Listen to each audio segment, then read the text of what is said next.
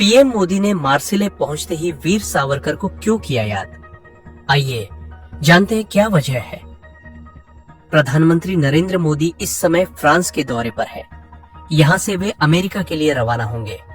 अपने 2 दिवसीय दौरे के दूसरे दिन पीएम मोदी फ्रांस के बंदरगाह शहर मार्सिले पहुंचे। यहां पर उन्होंने भारतीय वाणिज्य दूतावास का उद्घाटन किया।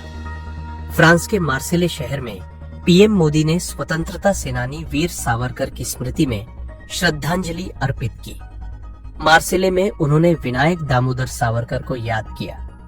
पीएम मोदी ने वीर सावरकर की तारीफ भी की। बताते चले कि मार्सिले से वीर सावरकर का एक विशेष अध्याय जुड़ता है। सबसे पहले आइए जानते हैं प्रधानमंत्री ने क्या कहा। पीएम मोदी ने सोशल मीडिया प्लेटफॉर्म एक्स पर एक पोस्ट किया और लिखा, भारत की स्वतंत्रता की खोज में इस शहर का विशेष महत्व है। यहीं पर महान वीर सावरकर ने साहस पूर्वक भागने का प्रयास किया था। मैं मार्सिले के लोगों और उस समय के फ्रांसीसी कार्यकर्ताओं को भी धन्यवाद देना चाहता हूँ, जिन्होंने मांग की थी कि उन्हें ब्रिटिश हिरासत में न सौंपा जाए।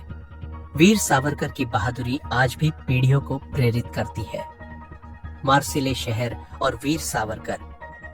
जानकारी के अनुसार ब्रिटिश औपनिवेशिक शासन के दौरान सावरकर ने 8 जुलाई 1910 को अंग्रेजों की कैद से भागने की कोशिश की थी। कहा जाता है कि जब सावरकर को मुकदमे के लिए ब्रिटिश जहाज मोरिया से भारत लाया जा रहा था, इसी दौरान उन्होंने कूदने की कोशिश की। माना जाता है कि सावरकर ने जहाज के पोर्ट होल से फिसलकर बाहर निकलने की कोशिश की। इसके बाद वह तैरकर तट तक पहुंचने में भी कामयाब रहे। हालांकि फ्रांसीसी अधिकारियों ने उनको पकड़ लिया और फिर उन्हें ब्रिटिश जहाज अधिकारियों की हिरासत में फिर से भेज दिया। इसके बाद एक बड़ा कूटनीतिक विवाद भी खड़ा हुआ था। बाद में विनायक दामोदर सावरकर को अंडमान निकोबार द्वीप समूह की सेल्यूलर जेल में आजीवन कारावास की सजा सुनाई गई। एआई एक्शन समिट को पीएम मोदी ने किया संबोधित। बता दें कि मंगलवार को पीएम मोदी ने पेरिस में एआई एक्शन समिट को संबोधित किया। उनके विचारों की अमेरिकी उपराष्ट्रपति जेडी वेंस ने भी जमकर प्रशंसा की।